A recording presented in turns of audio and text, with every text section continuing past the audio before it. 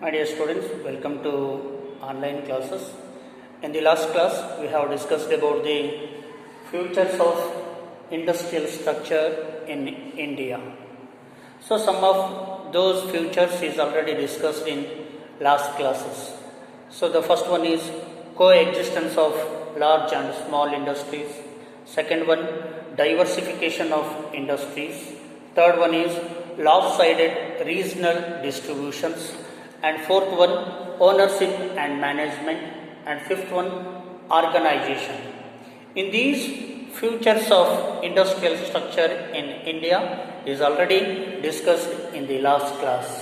So today's class, let's discuss remaining other futures of industrial structure in India. ಆತ್ಮೀಯ ವಿದ್ಯಾರ್ಥಿಗಳೇ, ಹಿಂದಿನ ಒಂದು ತರಗತಿಯಲ್ಲಿ ಭಾರತದ ಕೈಗಾರಿಕಾ ರಚನೆಯ ಲಕ್ಷಣಗಳನ್ನು ಕುರಿತು ನಾವು ಚರ್ಚಿಸ್ತಾ ಇದ್ವಿ. 5 ಪ್ರಮುಖ ಲಕ್ಷಣಗಳನ್ನು ಹಿಂದಿನ ಒಂದು ತರಗತಿಯಲ್ಲಿ ನಾವಾಗಲೇ ಚರ್ಚಿಸಿರ್ತಕ್ಕಂಥದ್ದು. ಇವತ್ತಿನ ಒಂದು ತರಗತಿಯಲ್ಲಿ ಉಳಿದಂತಹ ಲಕ್ಷಣಗಳನ್ನು ಕುರಿತು ನಾವಿಲ್ಲಿ ಇವತ್ತು ಚರ್ಚಿಸ್ತಾ ಇರ್ತಕ್ಕಂಥದ್ದು. The another one, futures of industrial structure in India. Sixth one, changing pattern of industries. ಇವತ್ತು ನಮ್ಮ ದೇಶದ ಕೈಗಾರಿಕಾ ಮಾದರಿಯಲ್ಲಿ ಬದಲಾವಣೆಯನ್ನು ತಂದಿರತಕ್ಕಂಥದ್ದು, ಕೈಗಾರಿಕಾ ಮಾದರಿಯನ್ನು ಬದಲಾವಣೆಗೊಳಿಸಿರ್ತಕ್ಕಂಥದ್ದು. Before independence, industries like cotton and jute textiles, sugar, iron and steel, etc. were predominant. But after the independence, under the 5-year plan period, the existing industries have been expanded and new industries have been started by the government. ಇಲ್ಲಿ ಸ್ವಾತಂತ್ರ್ಯಕ್ಕಿಂತ ಪೂರ್ವದಲ್ಲಿ ನಮ್ಮ ದೇಶದಲ್ಲಿ ಯಾವ ರೀತಿ ಕೈಗಾರಿಕಾ ಮಾದರಿ ಇತ್ತು, ಸ್ವಾತಂತ್ರ್ಯದ ನಂತರದಲ್ಲಿ ಆ ಕೈಗಾರಿಕಾ ಮಾದರಿಯಲ್ಲಿ ಏನೆಲ್ಲ ಬದಲಾವಣೆ ಆಯಿತು ಅನ್ನೋದನ್ನು ನಾವಿಲ್ಲಿ ಗಮನಿಸ್ತಕ್ಕಂಥದ್ದು. This is the changes pattern of industries.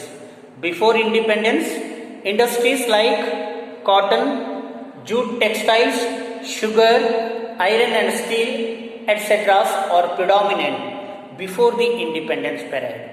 ಸ್ವಾತಂತ್ರ್ಯಕ್ಕಿಂತ ಪೂರ್ವದಲ್ಲಿ ನಮ್ಮ ದೇಶದಲ್ಲಿ ಈ ಹತ್ತಿ ಬಟ್ಟೆ ಕೈಗಾರಿಕೆ, ಸೆಣಬು ಕೈಗಾರಿಕೆ, ಸಕ್ಕರೆ ಕೈಗಾರಿಕೆ ಮತ್ತು ಕಬ್ಬಿಣ ಉಕ್ಕು ಕೈಗಾರಿಕೆಗಳು ಬಹಳಷ್ಟು ಪ್ರಾಬಲ್ಯವನ್ನು ಹೊಂದಿರತಕ್ಕಂಥದ್ದು ಸ್ವಾತಂತ್ರ್ಯಕ್ಕಿಂತ ಪೂರ್ವದಲ್ಲಿ. But after independence, under the 5-year plan, the existing industries have been expanded and new industries have been started by the government. ಆದರೆ ಸ್ವಾತಂತ್ರ್ಯದ ನಂತರ ಸ್ವತಂತ್ರ ಭಾರತದ ಸರ್ಕಾರ ಏನು ಮಾಡ್ತು ಅಂತಂದರೆ, ಈಗಾಗಲೇ ಅಸ್ತಿತ್ವದಲ್ಲಿರ್ತಕ್ಕಂಥ ಈ ಎಲ್ಲ ಕೈಗಾರಿಕೆಗಳನ್ನು ವಿಸ್ತರಣೆ ಮಾಡ್ತಕ್ಕಂಥದ್ದು, ಅದ್ರ ಜೊತೆಗೆ ಹೊಸ ಹೊಸ ಕೈಗಾರಿಕೆಗಳನ್ನು ಸ್ಥಾಪನೆ ಮಾಡ್ತಕ್ಕಂಥ ಒಂದು ನಿರ್ಣಯವನ್ನು ಈ ಪಂಚವಾರ್ಷಿಕ ಯೋಜನೆಗಳ ಮೂಲಕ ಮಾಡಿಕೊಂಡು ಬಂದಿರತಕ್ಕಂಥದ್ದನ್ನು ನಾವಿಲ್ಲಿ ಕಾಣ್ತಾ ಇದ್ದೀವಿ. ಅಂದರೆ ಮೂಲ ಕೈಗಾರಿಕೆಗಳನ್ನು ವಿಸ್ತರಣೆ ಮಾಡೋದು, ಅದ್ರ ಜೊತೆಗೆ ಹೊಸ ಹೊಸ ಕೈಗಾರಿಕೆಗಳನ್ನು ಸ್ಥಾಪನೆ ಮಾಡ್ತಕ್ಕಂಥ ಒಂದು ಕೆಲಸವನ್ನು ಸ್ವಾತಂತ್ರ್ಯದ ನಂತರ ಸ್ವತಂತ್ರ ಭಾರತದ ಸರ್ಕಾರ ಈ ಪಂಚವಾರ್ಷಿಕ ಯೋಜನೆಗಳ ಮೂಲಕ ಮಾಡಿಕೊಂಡು ಬಂದಿರತಕ್ಕಂಥದ್ದನ್ನು ನಾವಿಲ್ಲಿ ಕಾಣ್ತಾ ಇದ್ವಿ. After the independence, under the 5-year plans, the existing industries have been expanded and the new industries have been started by the government. Though they have made good progress, their position in relatively less than that of the agriculture, which continues to play a predominant role in our economy. ಇವತ್ತು ಸ್ವಾತಂತ್ರ್ಯದ ನಂತರ ಇಲ್ಲಿ ಕೈಗಾರಿಕಾ ಬೆಳವಣಿಗೆಗೆ ಹೆಚ್ಚಿನ ಒಂದು ಆದ್ಯತೆಯನ್ನು ಕೊಟ್ಟಿರ್ತಕ್ಕಂಥದ್ದು ಸರ್ಕಾರ. ಒಂದು ಉತ್ತಮ ಸ್ಥಿತಿಗತಿಯಲ್ಲಿ ಈ ಕೈಗಾರಿಕೆಯನ್ನು ಅಭಿವೃದ್ಧಿಪಡಿಸ್ತಕ್ಕಂಥ ಒಂದು ಹೊಣೆಗಾರಿಕೆಯನ್ನು ಸರ್ಕಾರ ಹೊಂದಿರತಕ್ಕಂಥದ್ದು. ಇವತ್ತು ನಾವು ಕೃಷಿಗೆ ಹೆಚ್ಚಿನ ಪ್ರಾಧಾನ್ಯತೆಯನ್ನು ಕೊಟ್ಟಿರ್ತಕ್ಕಂಥದ್ದು, ಕೈಗಾರಿಕೆಗೆ ಅಷ್ಟು ಆದ್ಯತೆ ಕೊಡದೇ ಇರತಕ್ಕಂಥದ್ದು. ಯಾಕಂದರೆ ಕೃಷಿ ನಮ್ಮ ದೇಶದ ಮೂಲ ಕಸುಬಾಗಿರೋದ್ರಿಂದ, 10% ಜನರು ಕೃಷಿಯನ್ನೇ ಅವಲಂಬಿಸಿರೋದ್ರಿಂದ ಅನಿವಾರ್ಯವಾಗಿ ನಾವು ಕೃಷಿಗೆ ಮೊದಲ ಆದ್ಯತೆ ಕೊಡಬೇಕಾಗ್ತದೆ. ಆದರೆ ಸ್ವಾತಂತ್ರ್ಯದ ನಂತರ ಕೃಷಿಯ ಜೊತೆಗೆ ಕೈಗಾರಿಕೆಗೂ ಕೂಡ ಪ್ರಮುಖ ಆದ್ಯತೆಯನ್ನು ಕೊಟ್ಟಿರ್ತಕ್ಕಂಥದ್ದನ್ನು ನಾವಿಲ್ಲಿ ಕಾಣ್ತಾ ಇದ್ದೀವಿ. ಈ ರೀತಿ ಸ್ವಾತಂತ್ರ್ಯದ ನಂತರ ದೇಶದ ಕೈಗಾರಿಕಾ ಕ್ಷೇತ್ರಕ್ಕೆ ಆದ್ಯತೆಯನ್ನು ಕೊಟ್ಟಿರೋದ್ರಿಂದ ಇವತ್ತು ದೇಶದ ಆರ್ಥಿಕತೆಯ ಮೇಲೆ ಬಹಳಷ್ಟು ಪ್ರಭಾವವನ್ನು ಬೀರಿರ್ತಕ್ಕಂಥದ್ದು, ಆರ್ಥಿಕ ಸುಧಾರಣೆ ಆಗಿರ್ತಕ್ಕಂಥದ್ದು. This can be proved by contribution of industries to national income and employment. So ಇಲ್ಲಿ ಸ್ವಾತಂತ್ರ್ಯದ ನಂತರ ಸರ್ಕಾರ ಕೈಗಾರಿಕಾ ಅಭಿವೃದ್ಧಿಗೆ ಪ್ರಾಧಾನ್ಯತೆಯನ್ನು ಕೊಟ್ಟಿರೋದ್ರಿಂದ ಸೊ ಇವತ್ತು ಕೈಗಾರಿಕಾ ಕೊಡುಗೆಯಿಂದಾಗಿ ದೇಶದ ಆದಾಯ ಹೆಚ್ಚಳವಾಗಿರ್ತಕ್ಕಂಥದ್ದು, ಉದ್ಯೋಗದ ಮಟ್ಟ ಹೆಚ್ಚಳವಾಗಿರ್ತಕ್ಕಂಥದ್ದನ್ನು ನಾವಿಲ್ಲಿ ಕಾಣ್ತಾ ಇದ್ದೀವಿ. So this can be proved by contribution of industries to national income and employment. So the another one futures of industrial structure in India. Seventh one, national income. So ಭಾರತದ ಈ ಕೈಗಾರಿಕಾ ರಚನೆಯ ಲಕ್ಷಣದಲ್ಲಿ ಮತ್ತೊಂದು ಪ್ರಮುಖ ಲಕ್ಷಣ ಏನು ಅಂತಂದರೆ ರಾಷ್ಟ್ರೀಯ ಆದಾಯ. So how it is the contributions of the national income in industrial sector.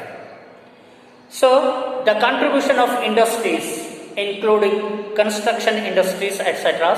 to the total national income was only 15.1% in 1950-51, but it rose to 29% in 92-93. So ನೋಡಿ, ನಮ್ಮ ದೇಶದಲ್ಲಿ ಈ ಕೈಗಾರಿಕಾ ಕ್ಷೇತ್ರದಿಂದ ರಾಷ್ಟ್ರೀಯ ಆದಾಯಕ್ಕೆ ಯಾವ ಪ್ರಮಾಣದ ಕೊಡುಗೆ ಬಂದಿರತಕ್ಕಂಥದ್ದು ಅನ್ನೋದು. 1950-51ರಲ್ಲಿ ಈ ಕೈಗಾರಿಕಾ ಕ್ಷೇತ್ರದಿಂದ ಬರ್ತಕ್ಕಂಥ ಆದಾಯ, ರಾಷ್ಟ್ರೀಯ ಆದಾಯ ಕೇವಲ 15.1% ಮಾತ್ರ ಇತ್ತು. ಬಟ್ 1992-93ರ ವೇಳೆಗೆ ಕೈಗಾರಿಕಾ ವಲಯದಿಂದ ಬರ್ತಕ್ಕಂಥ ಆದಾಯ 29% ಹೆಚ್ಚಳವಾಗಿರ್ತಕ್ಕಂಥದ್ದು.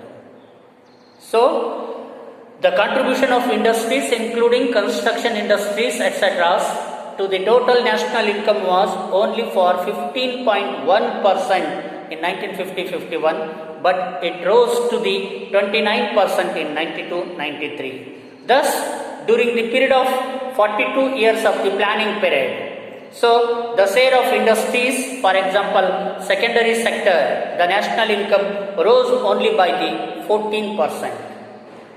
ಕಳೆದ 42 ವರ್ಷಗಳ ಯೋಜಿತ ಅವಧಿಯಲ್ಲಿ ಕೈಗಾರಿಕಾ ವಲಯದಿಂದ ಬಂದಿರತಕ್ಕಂತಹ ರಾಷ್ಟ್ರೀಯ ಆದಾಯ ಕೇವಲ 14% ಆದಾಯ ಬಂದಿರತಕ್ಕಂಥದ್ದನ್ನು ನಾವಿಲ್ಲಿ ಕಾಣ್ತಾ ಇದ್ದೀವಿ.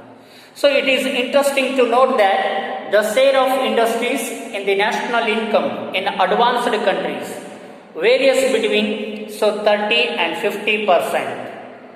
For example, it is a 36% in United Kingdom, 51% in Germany, 31% in USA and 42% in Japan. So the contributions of the national income in industrial sector is more as compared to in our countries, in well advanced countries. So ಬೇರೆ ದೇಶಗಳಿಗೆ compare ಮಾಡಿದರೆ ನಮ್ಮ ದೇಶದಲ್ಲಿ ಈ ಕೈಗಾರಿಕಾ ವಲಯದಿಂದ ಬರ್ತಕ್ಕಂಥ ಆದಾಯ ಬಹಳಷ್ಟು ಕಡಿಮೆ ಇರ್ತಕ್ಕಂಥದ್ದು. ಆದರೆ ಮುಂದುವರೆದ ದೇಶಗಳಲ್ಲಿ ಈ ಕೈಗಾರಿಕಾ ಕ್ಷೇತ್ರದ ಕೊಡುಗೆ ರಾಷ್ಟ್ರೀಯ ಆದಾಯದಲ್ಲಿ ಅತ್ಯಧಿಕವಾಗಿರ್ತಕ್ಕಂಥದ್ದನ್ನು ನಾವಿಲ್ಲಿ ಕಾಣ್ತಾ ಇದ್ದೀವಿ ಅನ್ನೋದು. So it is a interesting to note that the share of industries in national income in advanced countries varies between 30 and 50%. So ಮುಂದುವರಿದ ದೇಶಗಳಲ್ಲಿ ಈ ಕೈಗಾರಿಕಾ ವಲಯದಿಂದ ಬರ್ತಕ್ಕಂಥ ಆದಾಯದ ಕೊಡುಗೆ ಎಷ್ಟು ಅಂತಂದರೆ 30% 50% ಆಸುಪಾಸಿನಲ್ಲಿ ಇರ್ತಕ್ಕಂಥದ್ದನ್ನು ನಾವು ಕಾಣ್ತಾರೆ. ಆದರೆ ನಮ್ಮ ದೇಶದಲ್ಲಿ ಇವತ್ತಿಗೂ ಕೂಡ 14% ಆದಾಯ ಕೈಗಾರಿಕೆಯಿಂದ ಬರ್ತಕ್ಕಂಥದ್ದು. ಸೊ ಹಾಗಾಗಿ ಉದಾಹರಣೆಗೆ ಮುಂದುವರಿದ ದೇಶಗಳಲ್ಲಿ ಇಂಗ್ಲೆಂಡ್ನಲ್ಲಿ 36% ನ್ಯಾಷನಲ್ ಇನ್ಕಮ್ ಬರ್ತಾ ಇರ್ತಕ್ಕಂಥದ್ದು ಇಂಡಸ್ಟ್ರಿಯಲ್ ಸೆಕ್ಟರ್ನಿಂದ, 51% ಜರ್ಮನ್ ದೇಶದಲ್ಲಿ more than 51% of the national income contributed in industrial sector. In USA, 31% of national income contributed in USA. So 42% of national income will be contributed in Japan. So in our countries, it is a very less contributions of industrial sector in our national income as compared to the other well advanced countries. ಬೇರೆ ಮುಂದುವರಿದ ದೇಶಗಳಿಗೆ ನಾವು compare ಮಾಡಿದರೆ ನಮ್ಮ ದೇಶದಲ್ಲಿ ಕೈಗಾರಿಕಾ ಕ್ಷೇತ್ರದಿಂದ ರಾಷ್ಟ್ರೀಯ ಆದಾಯದ ಕೊಡುಗೆ ಬಹಳಷ್ಟು ಕಡಿಮೆ ಇರತಕ್ಕಂಥದ್ದನ್ನು ನಾವಿಲ್ಲಿ ಕಾಣಬಹುದು ಅನ್ನೋದು. And last features of the industrial structure in India.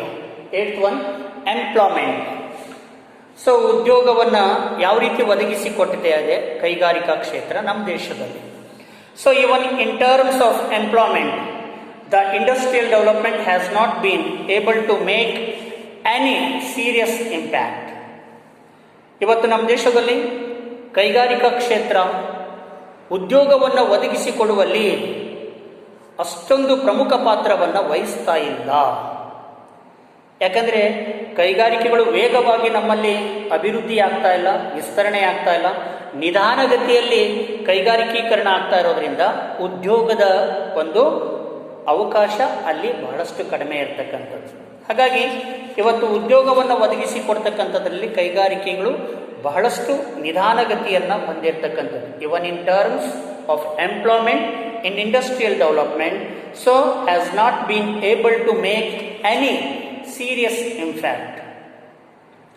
ಅಂತಹ ಹೇಳಿಕೊಳ್ತಕ್ಕಂಥ ಉದ್ಯೋಗ ಅವಕಾಶಗಳು ನಮ್ಮ ದೇಶದ ಕೈಗಾರಿಕಾ ರಂಗದಲ್ಲಿ ಹೆಚ್ಚಳವಾಗ್ತಾ ಇಲ್ಲ. In 1951, the total working population was 140 million, but only 30 million, it means about 9.2% were employed in industries. 1951ರಲ್ಲಿ ನಮ್ಮ ದೇಶದಲ್ಲಿ ಒಟ್ಟಾರೆ ಕೆಲಸ ಮಾಡತಕ್ಕಂತಹ ಜನಸಂಖ್ಯೆಯ ಪ್ರಮಾಣ ಎಷ್ಟು? ಎಲ್ಲ ಕ್ಷೇತ್ರಗಳಲ್ಲಿ ಕೃಷಿ, ಕೈಗಾರಿಕಾ, ಸೇವಾ ಕ್ಷೇತ್ರದಲ್ಲಿ ಕೆಲಸ ಮಾಡ್ತಕ್ಕಂಥ ಕಾರ್ಮಿಕರ ಸಂಖ್ಯೆ 140 ದಶಲಕ್ಷ, 140 million, but only 13 million, it's means about 9.2% were employed in industries. 140 ದಶಲಕ್ಷ ಜನರಲ್ಲಿ ಕೈಗಾರಿಕೆಯಲ್ಲಿ ಕೆಲಸ ಮಾಡ್ತಕ್ಕಂಥವರ ಸಂಖ್ಯೆ ಕೇವಲ 13 ದಶಲಕ್ಷ, ಅಂದರೆ 9.2% ಜನರು ಮಾತ್ರ ಕೈಗಾರಿಕೆಯಲ್ಲಿ ಕೆಲಸ ಮಾಡ್ತಾ ಇರ್ತಕ್ಕಂಥದ್ದನ್ನು ನಾವು ಕಾಣ್ತೀವಿ. In 1961, the total working population was 188 million, but only 20 million workers, it's means 9.4% were employed in industries. 1961ರ ವೇಳೆಗೆ ಇಲ್ಲಿ ಕೆಲಸ ಮಾಡತಕ್ಕಂಥ ಜನರ ಸಂಖ್ಯೆ 188 ದಶಲಕ್ಷಕ್ಕೆ ಹೆಚ್ಚಳವಾಗುತ್ತೆ. ಆದರೆ ಅಲ್ಲಿ ಕೈಗಾರಿಕಾ ಕ್ಷೇತ್ರದಲ್ಲಿ ಉದ್ಯೋಗ ನಿರತರಾಗಿರ್ತಕ್ಕಂಥವರು ಕೇವಲ 20 ದಶಲಕ್ಷ, ಅಂದರೆ 9.4% ಜನರು ಕೈಗಾರಿಕೆಯಲ್ಲಿ ಕೆಲಸ ಮಾಡ್ತಾ ಇರ್ತಕ್ಕಂಥದ್ದು. In 1971, the percentage of working population in industrial sector, the total working population was about 11.2%. 1971ರ ವೇಳೆಗೆ ಈ ಕೈಗಾರಿಕೆಯಲ್ಲಿ ಕೆಲಸ ಮಾಡತಕ್ಕಂಥ ಕಾರ್ಮಿಕರ ಸಂಖ್ಯೆ 11.2%ಗೆ ಹೆಚ್ಚಳವಾಗಿದೆ. Thus employment provided by industries in India in 1981 was about 11%, whereas it varies between 30 to 50% in advanced countries. ಇವತ್ತು ನಮ್ಮ ದೇಶದಲ್ಲಿ 1980ರ ವೇಳೆಗೆ ಕೇವಲ 11% ಜನ ಕೈಗಾರಿಕೆಯಲ್ಲಿ ಕೆಲಸ ಮಾಡ್ತಾ ಇರ್ತಕ್ಕಂಥದ್ದು. ಆದರೆ ಮುಂದುವರಿದ ದೇಶಗಳಲ್ಲಿ ಕೈಗಾರಿಕೆಗಳಲ್ಲಿ ಉದ್ಯೋಗ ನಿರತರಾಗಿರ್ತಕ್ಕಂಥವರ ಸಂಖ್ಯೆ 30ರಿಂದ 50% ಆಸುಪಾಸಿನಲ್ಲಿ ಇರ್ತಕ್ಕಂಥದ್ದನ್ನು ನಾವಿಲ್ಲಿ ಕಾಣ್ತಾ ಇದ್ದೀವಿ. So these are the important features of industrial structure in India. So next class I will discuss the remaining other topic. Thank you.